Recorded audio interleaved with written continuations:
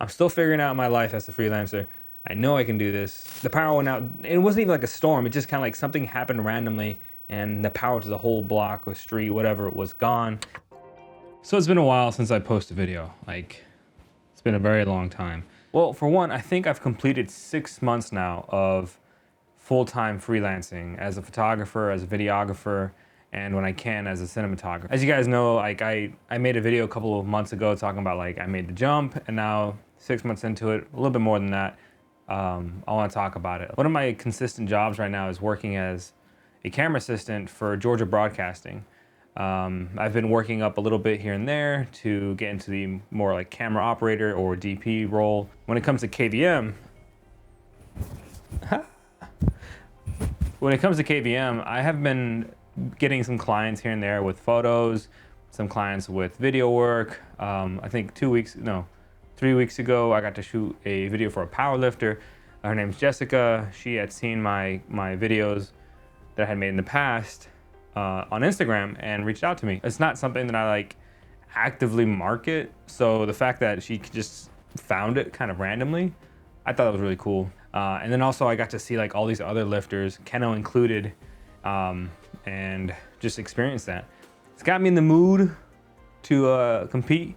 That's probably gonna happen towards the end of this year, the beginning of next, because I've seen the numbers that I would like to get and I am not close for that right now. So the most recent thing is I wrapped on a short film that we shot Friday night.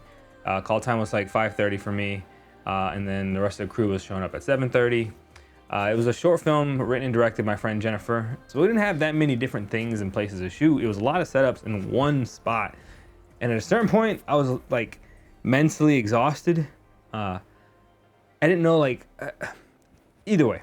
That's something I want to talk about later on in this video. But to talk about that short film for a little bit, Grandpa, there was a couple of shots that we got to do that I actually was really hyped for.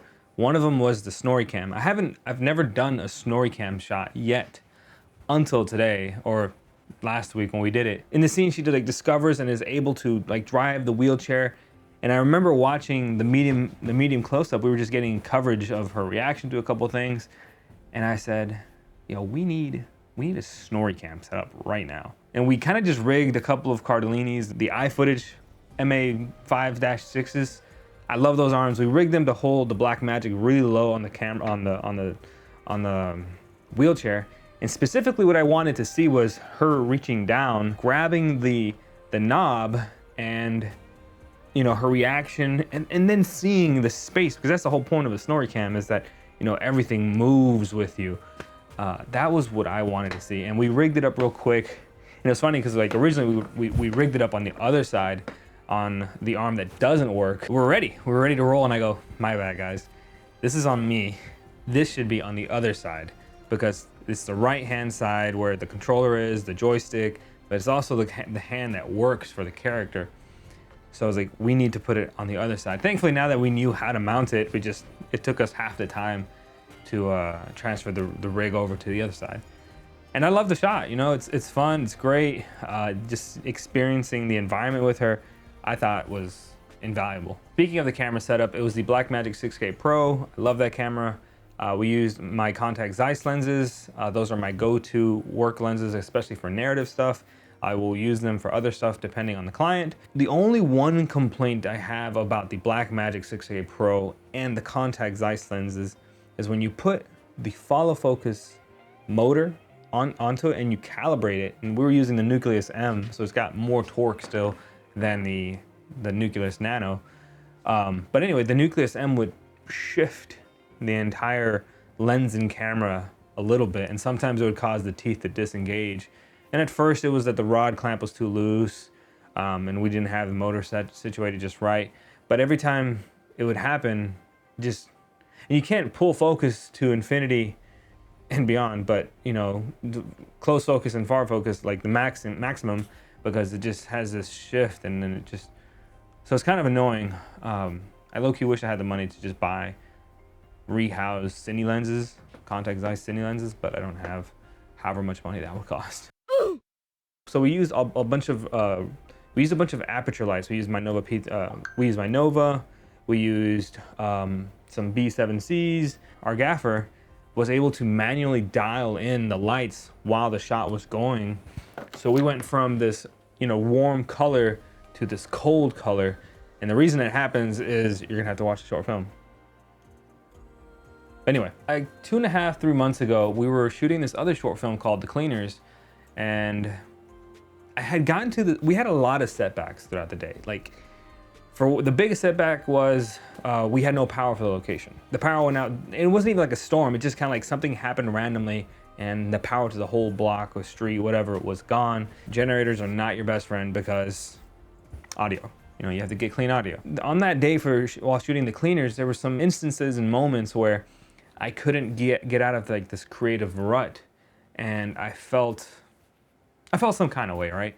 But JB, you know, he was there, and I think he could see it. And I even told him afterwards, like, hey man, I appreciate you for doing what you did.